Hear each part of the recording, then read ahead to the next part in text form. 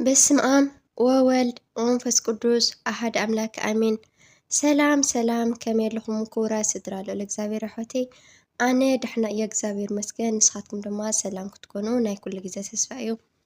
كساب هزي أو قلناكينكم أي زخي برتعينا لكم زبارات عهمني أزي مسكين دحرج دما نختبارات عنين رأيتهم نخجح في اللي تسفعي قبر لايك شير سابسكرايب ناقوركم مبرت تعهم أي فلين نوركم حزي نقرألكم دما سلا صومتيجي بخمينا نخبرو بخمي كنا نصومو زبل بخبر أبونا زغرب لنا نأكو بلوكمي نبونا دما قاليو تسمعنا نعنا دما استمهرنا يو قابل بنا يحضرنا ولكو نأكو بلوكم تونعو بتجبار بهوت بمرعي بمجلات كلهم ناي بيت كريستيان ممهران ون ياو ናይ እግዚአብሔር ቃል ከመሆሩ እንተለው ኩሉ ጊዜ ናይ እግዚአብሔር ቃል እንታይ ሐድሽ እዩ ማለት ነው። ቃል እግዚአብሔር ኩሉ ጊዜ አይስልቹን ቃል እግዚአብሔር ኩሉ ጊዜ ሐድሽ ምስጢር በንዕለቱ ዝኸውን ሐዲስ ምግቢ መንፈሳዊ መስተዝርከበሉ ናይ እግዚአብሔር ቃል ጥራሕ እዩ ማለት ነው። ምክንያቱ በሓደ ውቅያኖስ ወይም ደግሞ በሓደ ባሕሪ ሓደ ሓማሳይ ክኸይድን ከሎ ምናልባት ንግዙ ምልክት ዘለዎ ክመስል ይኽእል ግን ምልክት አይረአን ሓማሳይ ከሓሊፍዎ አምስት ከሓልፍ እንተለ ተባሕር እንደገና ሁሉ ጊዜ እንታይ ሐድሽ እዩ ሁሉ ጊዜ እንታይ ሐድሽ ኮይኑ ይረአ ቃል እግዚአብሔር ሁሉ ጊዜ እንታይ ሐድሽ እዩሞ ለማዓልተውን ዘመነ ጽጌ ዝብል ምናልባት ቀድመ ሕዚ ይሁሞ ወይም ደግሞ ፈትሽኩም ክትኮን ትኽእሉም ዘመነ ጽጌ ብዝብል መበገስ ርሲና እንበገስ እግዚአብሔር አምላክ ምስኩላተና ይሁን።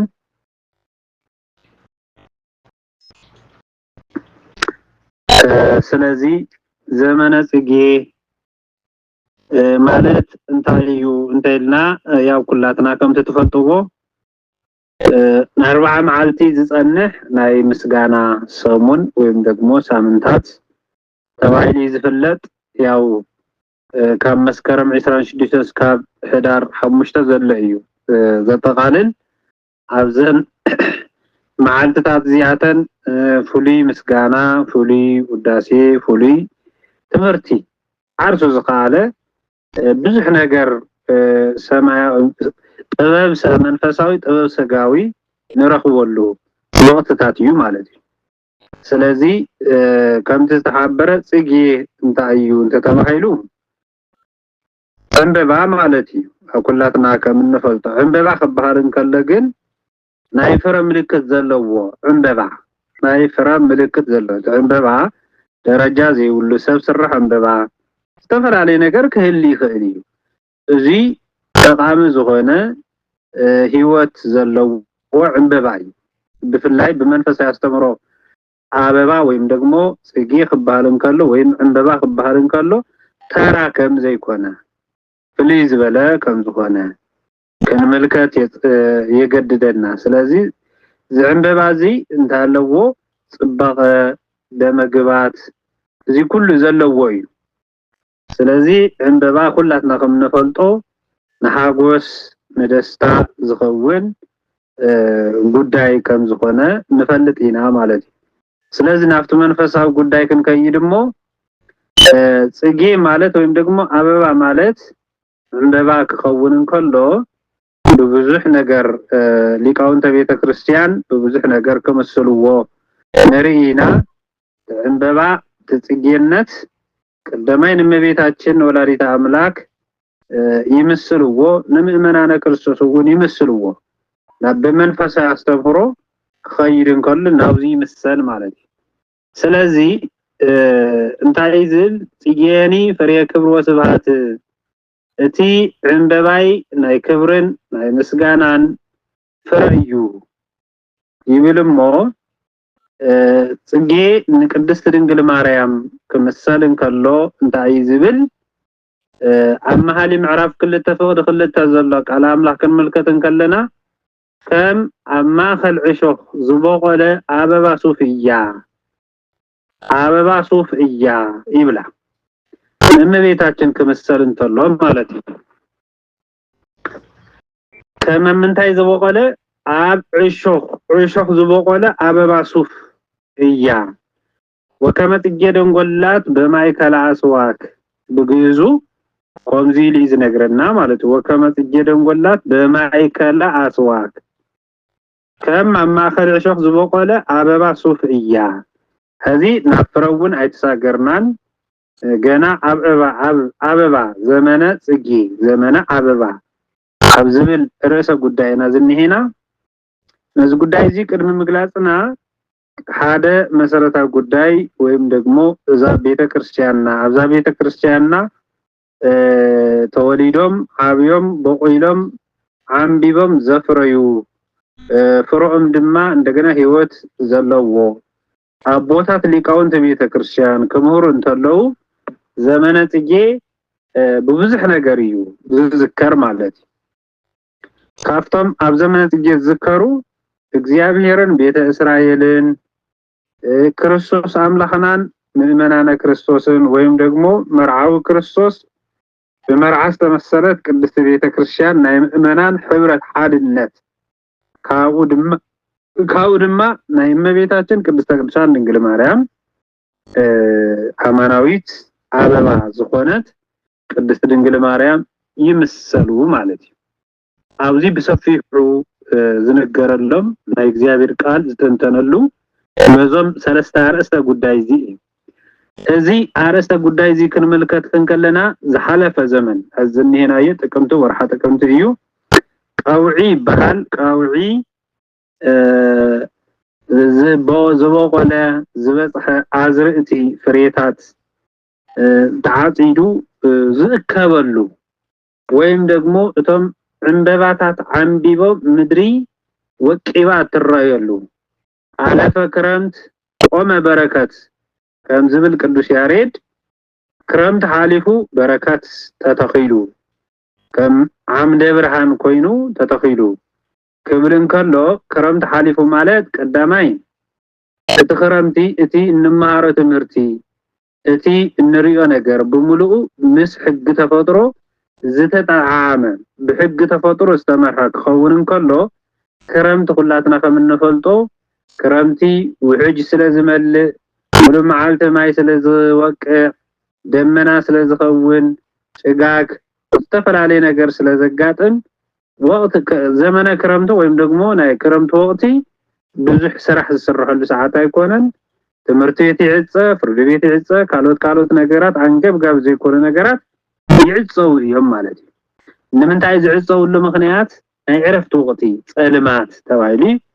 ይፍለጥ እዚ ጸልማት እዚ ዝተባሃለ ብምንታይ ተመሲሉ ብ5500 ዘመነ ኦሪት ወይም ደግሞ ዘመነ ፍዳ ተባሂሉ ዝፍለጥ ዘመን እዩ ስለዚ ናቱ ዘመን እዚና ምንታይ ንሳገረለና ክረምት ምስ ሓለፈ ቅዱስ ዮሐንስ ምስ ኮነ ዘመነ ዮሐንስ ምስ ተሰበኸ ናብ ቀውዒ ዘመነ አበባ ዘመነ ፍረ ዕንበባን ፍረን ተታሒዞም ስለ ዝኾኑ ናው ንሰጋገር ማለት እዩ እዚ ከዓ በረከት ዘለዎ እታ ምድርን ተሪኢናያ ባዕዲ አበባ ማለት ዕንበባታት ጽቢቃ ብአዝርእቲ ወቂባ ሃፍቲማ በርኪታ ሳዕሪ ኩሉ ዘበለ ቶም እጽዋት ለምሊሞም ዕንበባታት ጫሕሎም ከምቲ ንሰማይ ቀንዒልና ክረምት እንተኮይኑ እቲ ሰማይ ደመና ይኽውሎሞ ናይቶም ከዋክብቲ ጽባቐ አይረየናን ሕዚ ግን እቶም ደመናታት ስለዝተገፈፉ ኣብ ማእከል እቶም ተመልከትን ኣብ ማእከል እቶም ኣብ ሰማይ ዝረበቡ ጽቡቃት ውቁባት ከዋክብትን ዝነበረ ደመና ተገፊፉ ናብ ዝቅመጦ ዝኽእል ቦታ ምስከደ ንሰማይ ክትሪኦ ተለኻ ጽባቐ ይበታ ማለት ናይቲ ሰማይ ጽባቐ ከዋክብቲ ሰማይ እዩ ከዋክብቲ ስለዚ እግዚአብሔር ንሰማይ ከዋክብቲ ብከዋክብቲ ንምድሪ ከዓ ብእጽዋት ብዕንበባ ብበረከት በአዝርእቲ ብምህርቲ ብልምሉማት ሳዕሪ ብእጽዋት بعبيت እጽዋት ببزح ነገር እግዚአብሔር ባሪኽዋ ማለት ናይዚ ንዚ ምሳሌ አርአያ ጌርካ ይስበክ ዘሎ ታቤተ ክርስቲያን እዚኣ ተሰብከና ማለት ስለዚህ ብዙ ወቅት እዚ ዕንበባ ንርኢ ናብ ገጠር እንተኸይድካ ናብ ካብ ከተማ ውፅእ እንተይልካ ኣብዚ ሰዓት ደስታ ይፈጥረልካ ትሪኦ ተለካ በቲ ዕንበባ ትርኢ በዚ ኣዝርእቲ ትርኢ በዚ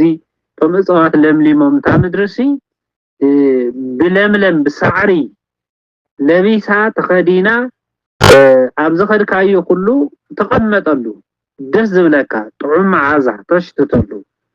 ትመሬት ብምሉኡ ናይ በረከት ጉዳይ እትሪእሉ ጉዳይ ብምዃኑ እግዚአብሔር ኣብዚ ወቅት እዚ ዘመነ ጽጌ ተባሂሉ ትምህርት ክቀርቡ ተገይሩ ማለት እዩ ዘመነ ጽጌ ስለ እንትርኾ ዘለና ስለ ምድራው ነገር ክንዝንቱ ደሊና ከይኮነስ እቲ ምድራው ነገር ና መንፈሳው ነገር ክብ ስለ ዘብለና ንላዕሊ ስለ ዝወስደና ማለት እዩ እቲ ምድራው ነገር ንሰማያዊ ነገር አርአያ ስለ ዝኾነ ስለዚህ ወከመ ጽጌ ደንጎላት በማይከላ ሰዋክ ተባሂሉ ዝተነገረላ ቅድስት ድንግል ማርያም ወይ ደግሞ ጠቢቡ ሰሎሞን ስለ መርዓው ክርስቶስ ስለ መርዓት ቤተክርስቲያን ክናገር እንተለ ብተወሰኸ ድማ ስለ ቅድስት ድንግል ማርያም ብዝተፈላለየ ሕብረ ቃላት ጥዑም ዜማ ጥዑም ግጥሚ ጥዑም ናይ እምነታዊ ፍቅሪ ዝኾኑ ቃላት ክጥቀም እንተሎ እንሆ በዚ ነገር እዚ በዞም ዝመፁ ወድዓዊነት ዘለዎም ኩነታት እዮም ማለት ስለዚህ እመቤታችን ኣብዚ ሰዓት እዚ ክትመስገን እንተላ ብክልተ ነገር እዩ ቀዳማይ ብስደት ብመከራ ኣብ ልዕልያ ብዝበፅሐ ብዙሕ መከራ እቲ መከራ ካብ ማይ ዘለፋ ይጅምር ማለት ካብ ማይ ዘለፋ بسرح منفس قدوس بجبر منفس قدوس بناي منفس قدوس سرح بحتم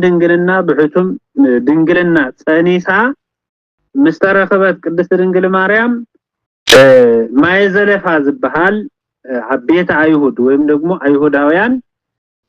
حقي زي فصمو حق زفرسو سبات يقصعሉ ما يزلف ዝባሃል ነይሩ ካው ጀሚር ይዝመጽል ማለቴና ቅድመ መውላዳ ጽንስትና ሐሌት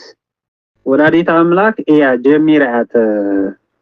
እና ተፈተነት መጽያ እና ተሰደደት መጽያ ብዙሕ ነገር መከራ እና በጽሐ መጽዩ 64 ዓመታት አውዝ ምድርዚ ከተነብርን ከላ ከም ማንም አዶ ካብዓላ ሆነ ካብቲ ወዳ ዝረከበቶ ርስቲ ምድራው ዝኾነ ነገር የብላን ምክንያቱ ክርስቶስ አምላኽና ለቆና ጽልኒ ግበብቦን ወላይዋፍኒ ይጽላል ቦሙ ወለወልደ እጓለ መያውሰ ሐባልዎ ዚያሰም ክርስቶ እቶም ቡኻሩ ወይም ደግሞ ቀበሮ እንተዳንተ ኮይኖም ጉድጓድ አለዎም ወናው ጉድጓድ ይጽጉዑ ካብ ዝኾነ ነገር ንኸምልጦ ማለት አዋፍ ሰማይ እንተ ኮይነንውን አብዛፍ እግዚአብሔር በዛበን ጥበብ ጎጆለውን መጽለለለውን እቲ ወድ ሰብ ዝተባለ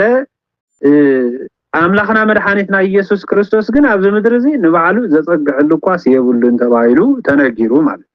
ቆሚል ይገሊጹ አነሲ ናይዚ ዓለም እዚ ርስቲ ጉልት ከከፋፈል አይመጻኹን አነ ካብቦይ ተላይከ ዘመጻ ሁሉ ዓለም ዝድሕነሉ ዓለም ካብ ኃጢያት ካብ ሰይጣን ካብ ሞት ካብ ገሃነመ እሳት ካብ መቃብር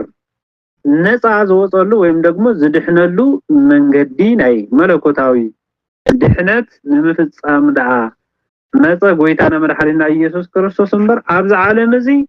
ዝኾነት ጎጆ ዝኾነት ገዛ ዝኾነት ሃፍቲ ዝኾነት ዘጥሮየ ነገር የለን ብኡ መጠን ቅድስት ድንግል ማርያም ኣብዚ ዓለም እዚ ምንም አይነት ድርሻ ዘይነበራ እኳ ዳስ ምእንቲ እቲ ህፃን ወዳ ብዙሕ መከራ ዝረኸበት ክስካብ ስደት ዝበጽሐት ብዙሕ ስቃይውን ዘሕለፈት እያ ማለት እዩ ስለዚህ ጠቢቡ ሰሎሞን ስለ ቅድስት ድንግል ማርያም በምስጢር ዝተናገረው ቃል እንታይ ዝብል ወከመ ጽጌ ደንጎላት በማይከላ ሰዋክ እዚ ቃል እዚ መዓሊ ምዕራፍ 2 ቁጥር 2 ኢለኩም ዘለኹ ዚካ በቃል ትግርኛ ከነገር እንተሎ ወይ መፍቱ መጽሐፍ ቅዱስ እንረخو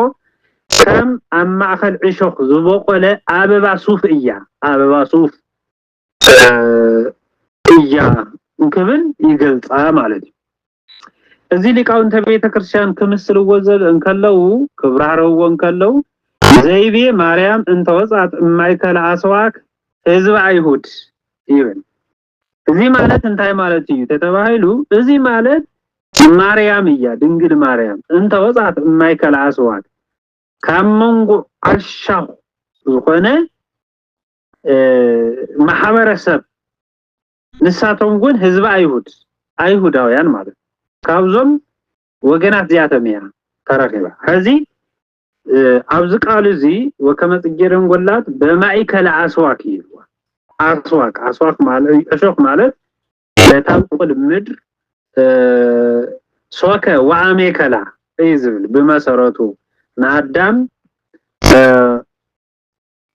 ናይ እርግማን ቃል ክንገረን ተሎ አኻ ምክንያት ምድሪ እሾኽን አሜከላን ተውቆል ተባይሉ ተነጊሩ ማለት እሾኽ አሜከላ ማለት አሻኽ ዝኾነ ህይወት ማለት አሻኽ ዝኾነ ህይወት እንታይ እንተይልና ምቀኝነት ክፍአት ካብ ሰላም ጸብኢ ሁከት ካብ ፍቅሪ ጽልኢ ንላዕሊ ዝነገሰሉ ህይወት ናብራ ምንባር ማለት ስለዚህ ቅድስት ድንግል ማርያም ክትመሰል እንከላ ቅድስት ድንግል ማርያም በየና ህይወት ከምዝ ሓለፈት ክነግረና እንከሎ ካብ ቤተ አይሁድ ዝተረኸበት ኮይና እቶም ቤተ አይሁድ ከዓ ከም ዕሾኽ ተመሲሎም ዝተረኽቡ እዮም ይብለና ሕዝነዚ ቃል እዚ ዘብረህልና ሉቃስ ምዕራፍ 2 ፍቅድ 34 ጀሚሩ ዘሎ በዝናይ ብዙሓት ሐሳባት ልቦም ክገልጽ እዩ ናኸ ገና ብነፍስህ ሰይፊ ክሐልፍ እዩ ይል ሕዚ እቲ ናይ ቋንቋ ግዕዝ እንታይ ወለኪት ሰይበው ኩናተ ነፋቄ ውስተልብኪ ናኸ ገና ብነፍስህ ሰይፍ ክሐልፍ እዩ በጣም ሓደገኛ ዝኾነ ቃል ማለት እዚ ቃል እዚ አምንታይ ተተነጊሩ ተተባይልና አምላኽና መድኃኒትና ኢየሱስ ክርስቶስ ከመይፈጽም ህግ ነቢያት ክፍጽም ወዲ ሾመንተ መዓልት ኮይኑ ተወሊዱ ወዲ ሾመንተ መዓልት ኮይኑ ሕግ ግዝረት ክፍጽም ናብ ቤተ መቅደስ ምስከደ ስምዖን ዝበሃል አረጋዊ መጽዩ ኣብ 5 ዓመት ኣብ 100 ዓመቱ ሓቆይፉ አበልገ ኮይኑ ምስራአዮ ትንቢት ተናጊሩ ማለት እዩ ይዚት ሶሮ ለገብረከ በሰላም እግዚኦ በከማዘዝ ከስመሪ ያይንት ያድኖተከ ዝብን ትንቢት ተናጊሩ እዚ ትንቢት እዚ ከቢድን መደንገጽን ትንቢት ነይሩ በፍላይን ወላዲት አምላክ ማለት እዩ ስለዚህ እዚ ማለት እንታይ ማለት እንተይልና ነቢያተ እስራኤል ነቶም አይሁዳውያን ናይ እንታይ ዝብሎም ናቶም እንታይ ዝብሎም ዝንቱ ስዩም ለተንሶቶም ወለድቀቶም ለብዙሃን እዚ ህፃን እዚ ሹመኛ እዩ ዝተሾመ እዩ ሹመቱ ከዓ ነቶም ዝአመንዎ ትንሳኤኦም ነቶም ዘይአመንዎ ድማ ውድቀቶም እዩ በዚ ምክንያት እዚ ድማ ነሆ ከቆትልዎ እዮም ዝብል ቃል አስሚዕዋን ቅድስት ድንግል ማርያም ማለት እዩ እዚ ቃል እዚ ምስ ሰምዐት ብጣዕሚ ያደንጊጻ ወላዲት አምላክ ከዚ እንታና ዝቃል እዚ እንብል ዘለና ዘመነ ስደት ስለዝኾነ ኣብ ልዕሊ ቅድስት ድንግል ማርያም ዝበጽሑ ከበድቲ ዝኾኑ መደንገጽታት ስደታት ግፍዕታት ብሙሉ ዝዘከረሉ ወቅትን ዝንተወሉ ሰዓትን ስለዝኾነ ብምባል ስለዚህ ዝንቱ ህፃን ስዩም ለተንሶቶም ወለድቀቶም ለብዙሃን በእንተ እስራኤል ወበትእምርት በዘይተዋቀሱ ነዞም እስራኤላውያን ዚአቶም ትንሳኤኦምን ውድቀቶምን እዩ ኢሉ ክናገር እንተሎ ብምቅጻል እንታይ ኢሉ ወለኪሰ ናኸ ድማ እንታይ ብነፍስኺ ሰይፊ ክሐልፍ እዩ መደንገጽ ዝኾነ ሰይፍ ማለት በጣም መደንገጽ ማለት هذه زتلمده حدا قال كل غزي كاب መምህራነ ቤተክርስቲያን ከመጽሐፍት ተሰምዑዎ ቃል አለው እመቤታችን ሓደ ሕቶ ቀሪቡላ ማለት እዩ አይ አቤ ሐዘና ተረከቡኪ እንውስተፍኖት አብዚ መንፈሳዊ ህይወት ጉዕዘኺ አውሽጢ 64 ዓመታት ህይወትኪ ናብራ ህይወትኪ አይን ኦሚዮም ትዝኸበደ አብይ ሐዘን መቸስ አብዚ ዓለም እዚ ቅድስት ድንግል ማርያም ዝተሐጎሰትሉ ዝተደሰተትሉ ዕንበባ ዝተሸለመትሉ ዝኾነ ነገር ዝረከበትሉ ነገር የለን ምንም የለን በቃ መንፈሳዊ ማለት ከምቶም ሰማዕታት ስመ ኢየሱስ ክርስቶስ ንከሰብኩ ገሊኦም ተአሲሮም ገሊኦም ተቀጥቂጦም ገሊኦም በመጋዝ ተቀርዲዶም ገሊኦም ንድሕሪት ተአሲሮም ተገሪፎም ገሊኦም ናብ ጉድጓድ ጸልማት ጉድጓድ ተአሲሮም ገሊኦም ናብ አፍ አናብስቲ ክንደይ መከራ እንተ አምላኽካ ነታ ዘላለማዊት መንግስት አምላኽ ነተረከብ ካብዚ ንላዕለውን ናረከው መጽመር ቅድስት ድንግል ማርያም ናይቶም ሰማዕታት እሞሙለ ሰማይት ናይቶም ሰማዕታት አዶ ናይ ጻድቃን ነመከሂት ዝኾነት ናይ ነቢያት ውሉድ ዝኾነት ቅድስት ድንግል ማርያም አብ ህይወታ በሙሉ ክርአንተለና መስቀለ ክርስቶስ ተሸኪማ ያሐሊፋቶ መስቀል እቲ እግዚአብሔር ንዓለም ንኸድሕን ዝገቦ ዘአቀዶ መንገዲ ንዕኡ ተሸኪማ ብኡ መሰረት ተሸኪማ ማለት እዩ ምክንያቱ አብይ ዓላማ አብይ ሐላፍነት እግዚአብሔራዊ ዝኾነ ሐላፍነት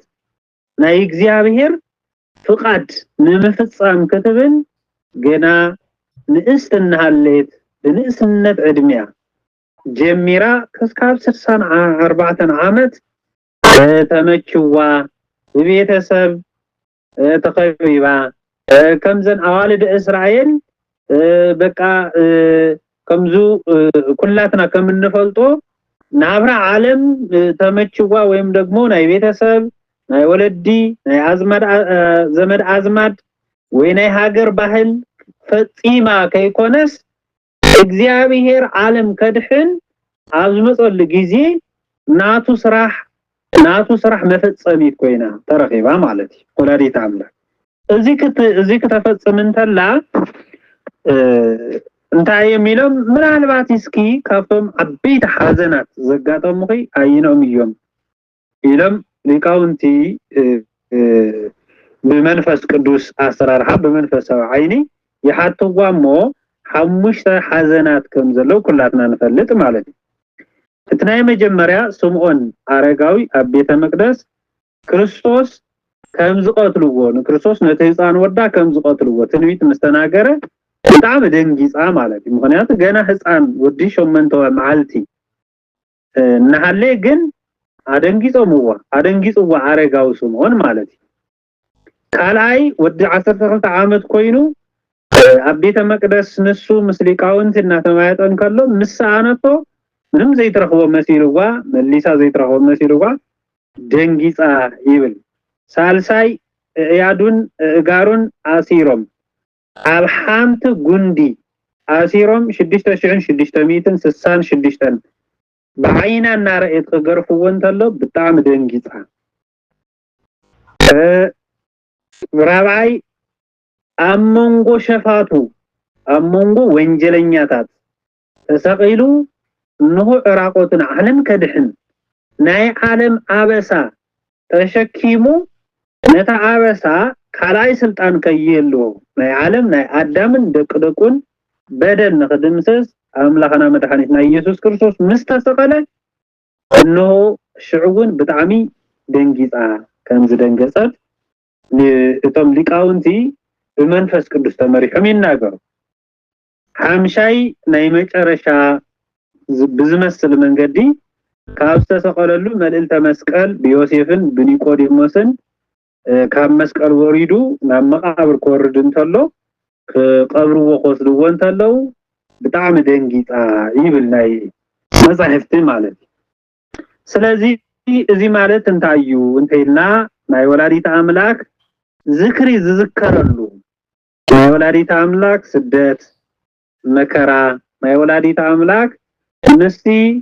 መለኮታዊ አምላክ ዝነበራ ሓድነት ወዳን ፈጣሪያን ዝኾነ መድኃኒዓለም ኢየሱስ ክርስቶስ ኣብዚ ዓለም እዚ ዓለም ከድሕን ፍቅሩ ክገልጽ ኣብዚ ዓለም እዚ ብምምጽኡ ኣብ ህይወት ቅድስት ድንግል ማርያም ሓያል ፈተና ሓሊፉ ኢልካ ምርዳእ ይከኣል ማለት እዩ። ስለዚ እቲ ናይ ሉቃስ ወንጌል እንታይ ዝብለና كما يكسد هلنا لبهم لبزهان زي يسا زنتو سيوم لدوقتهم ولا تنسعتهم لبزهان بوسط إسرائيل ثم كله زي يعمن بكريستوس بوقت إسرائيل رهك مهيوت زلعالم إذي مالت كريستوس كموت يو كريستوس كعا بموماتو كعا متون زعامنو هو زلعالم هيوت سجون دمون ተመግቦም ፍሬ በሊዖም ዘላለም ፍሬ ህይወት ዝኾነ ኢየሱስ ክርስቶስ ተመግቦም ዝኣመኑ ክድሕኑ ክትሱ ትንሳኤ ዘለ ህይወት እቶም ዘይኣመኑዎ ዝሰቀልዎ ዝገረፍዎ ከዓ ውድቀቶም ፍጹም ውድቀት ይኸውን ማለት እዩ። ህይወት ክትረከቡን ቦኤኻ ውድቀት ክትረከቡን ብክርስቶስ ኢኻ ውድቀት ተጋጥመካ ዝኽእል ማለት እዩ። ከውድቀካ ዝኽእልውን ንሱ ምክንያቱ ሕጉ ተዘይፈጽምካ ንዑ ተዘይኣሚንካ ብኡ እንተዘይተመሪሕካ ካልእ ዋጋ የብሉን። አረጋዊ ስምዖን እዚ ቃል እዚ ተናጊሩ ማለት ነው። ስለዚ ይብል እሞ በውስተ እስራኤል በአብ መንጎ እስራኤል ዘይአምን በክርስቶስ ዘይአመነ ኣብ እስራኤል ሀገር ዝነብር ኮይኑ በክርስቶስ ዘይአመነ እንደሆነ እስራኤል ከንብልን ከለና ዓለም በሙሉ ማለት ነው። ርህቀ እምሂወት ርህቀ እምሂወት ዘላለም ዘይአምን ተኮይኑ ካብ ናይ ዘላለም ህይወት ርሕቁ ወለሰ ተወክፎ አሚኖቶ ሞኡ ወድህኑ እንክህደት ወምሰተ ሰይጣን እቶም ዝተቀበልዎ ውሉድ እግዚአብሔር ዝተብሃሉ ምእመናን እስራኤል ዘነፍስ ገና እንታይዮም ሳቶም ካብ ክህደት ደሓኑ ካብ ስሕተት ሰይጣን እውን ደሓኑ ዋዲ ኮኑ ትንሳኤሁ ለብዙሃን ኮነ ትንሳኤሁ ለብዙሃን ታግሉ ወሞቱ በአምልኮ ጣዖት ስለዚህ ንብዙሓት ትንሳኤ ኮይኑዎም እቶም ዘይኣመኑ ከዓ ጥፋት ውድቀት መምለክቱ ጣዖት ንክኾኑ ይገብሮም ማለት ነው። ስለዚህ በዚህ ነገር እዚ ዝነግረና እዚ ነገር እዚ ከዓ ብውስን መልክዑ ንምርአይ ንምዕዝራ ምእንታን እንታይ ዝብለና ቦ ሕዝ ውድቀት እንታይ ማለት እዩ በክርስቶስ ሰብ ክርስቶስ ከመይ ገይሩ ከውድቀና ይኽእል ወይም ደግሞ ክርስቶስ ንውድቀትና ምክንያት ከመይ ገይሩ ክኸውን ይኽእል ዝብል ኣብ ህሊናና ዝመላለስ ነገር ክህሉ ስለዝኽእል አዝቶም ዝወደቁ እንታዮም እንተይልና ክርስቶስ አምላኽና ዘይምእማን ማለት እዩ። ዘይምእማን ማለት እንታይ ማለት እንተይልና ቦ ምንሆም ዘይብል ወመጻ በስጋ እምሰማይ ዘይኮነ ሃይማኖት ምምሃር ምንፍቅና ትምህርት ወይም ደግሞ ክህደት ትምህርት ምምሃር ማለት እዚ ካብቶም ቅድም ኢሎም ዝነበሩ ጌጋታ ትምህርቲ ክርስቶስ ካብ ሰማይ ከመጽእ እንከሎ ብስጋ እዩ መጽኡ ስጋ ለቢሱ መጽኡ ዝብል ትምህርቲ ምሁሩ ነይሮም። እዚ ግን ጌጋ እዚ ከዓ ንክርስቶስ አምላኽና ሕጋ አምላኽና ዘይምፍላጥ ቅዱሳት መጻሕፍቲ ዘይምምርማር እሱ ካብ ሰማይ ዝመጸ ንሱ እንታይ እዩ መለኮታዊ ቃል ወልደ እግዚአብሔር እሱ ይመጽኡ ናብዚ መጽኡ ድማ ስጋ ለቢሱ እቲ ካብ ሰማይ ሒዝዎ ዘይመጸ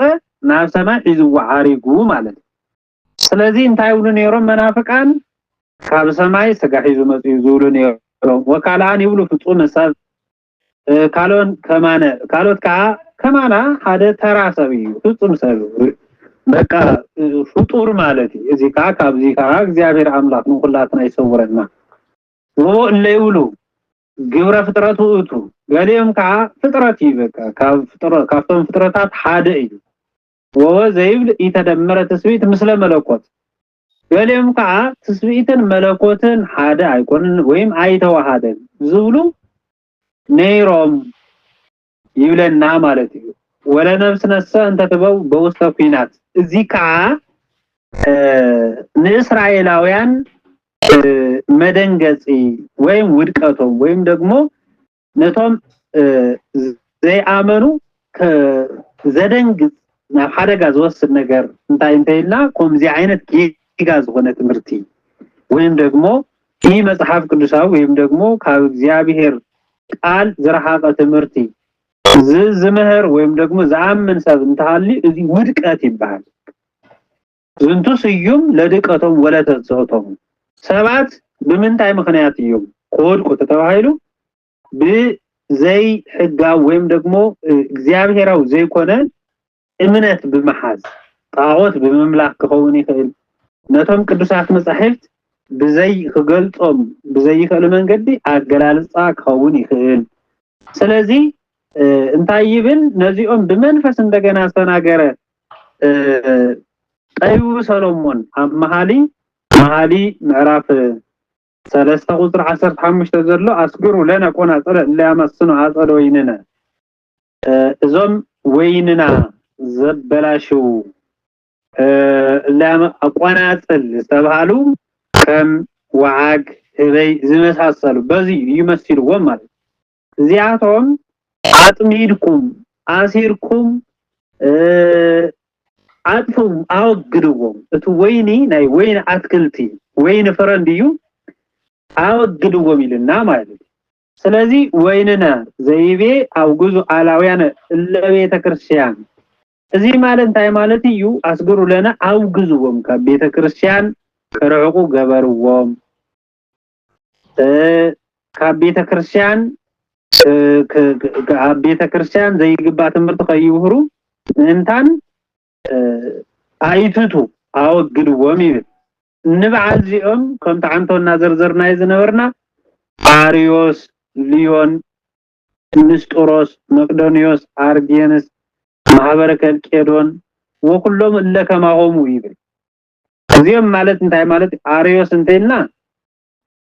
ወልድ ፍጡር ዝበለ ማለት ሊዮን እንተይና ክሊእ ባህሪ ክልተ ባህሪ ዝበለ በተዋህዶ ዘይያምን ንስጦሮስ እንተይና መለኮት አይተዋሃድ መለኮት ስጋ ነመለኮት መጥይጥዎ ዝብል ህደት ዝመሃረ መቅዶኒዮስ እንተይና መንፈስ ቅዱስ እጹጽ ዝበለ እጹጽ ማለት ከም ፍጡር ገይሩ ዝረአየማ አርጌንስ እንተይና ማዕረገ ምስጢረ ስላሴ ማዕረገ ስላሴ ዘበላለጸ አብ ካብ ወልድ ይበልጽ ወልድ ካብ መንፈስ ቅዱስ ይበልጽ ነበሩ ዝመሃሩ ዚአቶም አካብ ቤተ ክርስቲያን ታይኮነ ይብሎም ምክንያቱም በክርስቶስ ምክንያት በቲ ሓደ ወልድ ዋሂድ ተባሂሉ ዝምለኽ አምላክ ተከክለኛ እምነት ስለዘይሓዙ ተከክለኛ ትምህርት ስለዘይምህሩ ወዲቆም እዩ ውድቀት አጋጥሞዎም ይባሃል ስለዚህ በዚህ ነገር እዚ ናይ እመቤታችን በዚህ ነገር እዚ ይትራክ ማለት እዩ ስለዚህ እዚ ነገር እዚ ክርኢን ከለና አበባ ማለት ዕንበባ ጽባቀ ይሞ እዚ በዕንበባ ተመሰለትካ ቅድስት ድንግል ማርያም እያ ካፍቶም አሻኹ ተባሉ ቤተ እስራኤል ወይም አይሁድ ዝተረከበት ክትከውን ከላ አይዛብ ነሱ ጽጌሬዳ ወሰኩ ሰተርፈ ላይላ አይሁድ ከም ዝበለ ዮሐንስ አፈወርቅ አህዛብ እቲ ዕንበባ ቀሲሞም ከም ዝኸዱ እቶም ቤተ አይሁድ ድማ ትዕሾኽ ጥራሕ ሒዞም ትዕሾኽ ኣብ ልዕሊኦም ረጊፉ ከም ዝኸደ እዩ ዝነገረናሞ ቅድስት ድንግል ማርያም ካብ ቤተ አይሁድ ካብ አይሁድ ቤተ አይሁድ ዋላ ተረኸብ ዳምበር እቶም አይሁድ ንክርስቶስ አምላኽና እንታይ ይበልውን አይተቀበሉውን ጥራሕ ካይኮነስ ደሙ ላይሌና ወላይለ ወሉድና ደሙ ኣብ ልዕሌናን ኣብ ልዕል ደቅደቅና ይኹን ኢሎም ናይ ሞት ፍርዲ ኣብ ልዕሊኦም ዝጨከኑ ፍጥረታት እዮም ንክርስቶስ አምላኽና እስካብ ሕዝውን ዘይተቀበሉዎ ኣለው ዝተቀበሉውን ዝኣመኑውን ኣለው በሓፈሻ ግን ንቅድስት ድንግል ማርያም ክፉእ ነገር እዮም ፈዲዮምዋ ጽቡቅ ነገር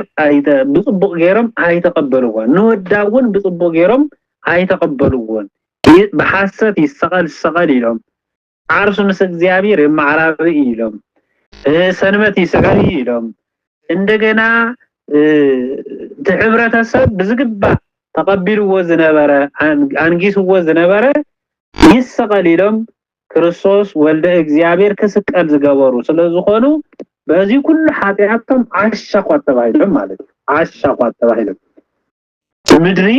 ዓለምና በተፈጥሮ አንዳ አሻኹያ ምክንያቱ ነተሐቂ ሐሰት ነተሐቀ በሐሰት ነተሐሰት በሐቂ ስለተገለጠ ነተጸልማት በብርሃን ነተብርሃን በጸልማት ስለተቀያየር ማለት ስለዚህ በዚህ ነገር እዚህ እዩ ስለዚህ እመቤታችን እንበባ ክትባሃል እንተላ እንበባነታ ወይም ደግሞ አበባ ተባይላ ክትመሰልን ከላ ናይ አምላክና መድኃኒትና ኢየሱስ ክርስቶስ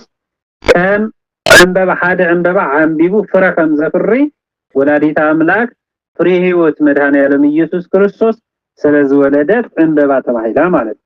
ስለዚህ ካብዚ በመቀጠል አጸደ ወይነን ይጥጊ ዘይቤ ህዝበ ክርስቲያን ይብልሞ ቤተ ክርስቲያንና ተለምልም ቤተ ክርስቲያንና በውዳሴ በምስጋና በዝማሬ ተለምልም ይብልሞ ወልድ ሆየሊ ተዋነሎቱ ስለዚህ ቤተ ክርስቲያን ድማ ተመስግን ነው ተመስግን ነው ቤተ ክርስቲያን ከተመስግኖ ይግባ ተመስግኖ እንታይና በለት ያ ተመስግኖ ና ወልድ ሆየ እዚህ ፍቃድ እግዚአብሔር ወይኩን ፈቃድከ እና በለት ቤተ ክርስቲያን ተመስግኖ ቤተ ክርስቲያን ማለት ካ ናቴ ናታትኩምን ና በህይወት ዘለውን በህይወት ስጋ ዘየለው ቅዱሳን መላእክትን ሓድነት ህብረት ማለት ስለዚህ እዚህ ሁሉ ዝገልጽና ይሞ ውድ ምእመናነ ክርስቶስ ፍትዋት ምእመናነ ክርስቶስ በሐቂ ሰፊ እዩ ነይሩ ግን ኣብዚ ዕለት እዚ ዘመነ ጽጌ ዝተባሃለ በምክንያት ቀዳማይ ቤተ እስራኤልን ቤተ እግዚአብሔርን ዝምልከት ጉዳይ ከሆነን ከለ እንደገና ደግሞ በአዲስ ኪዳን ክርስቶስ አምላክናን ለቤተ ክርስቲያንን ይመልከት እንደገና ደግሞ ለቅድስት ድንግል ማርያም ዝምልከት ጉዳይ አለው ስለዚህ ፍረ ማለት ከንታይንተልና ፍረ ኩላትና ከምንፈልጦ ሕንባብ ተባይሊ ፍለጥ ፍረ ማለት ህይወት ዘለዎ ማለት ፍረ ዘሪኢ ካዮ እንደገና ወቀል ዝኽእል ማለት ተተዘሪኡ ይወቀል ስለዚህ ቀጻልነት ዘለዎ ህይወት ዘሓዘ ማለት ናይዚ ፍረዚ ምሳሌ ካ ወይታና መድኃኒትና ኢየሱስ ክርስቶስ ይሞ በዚህ ተራናዮ ፍረዝ ባህል ዘሎ ዘርኢ እንባብ ከሆነን ከሎ ገነት ምስለ ፍሬ አቅማ ይውሎ ጠይቡ ሰሎሞን መሐሊ ምዕራፍ 4 ፈቅድ 13 ዘሎ ቃል አምላክ እንከለና ገነት ምስለ ፍሬ አቅማ የቤተ ክርስቲያን ምስለ ስጋ ወደም በማለት ክርስቶስ አምላክና ለቤተ ክርስቲያን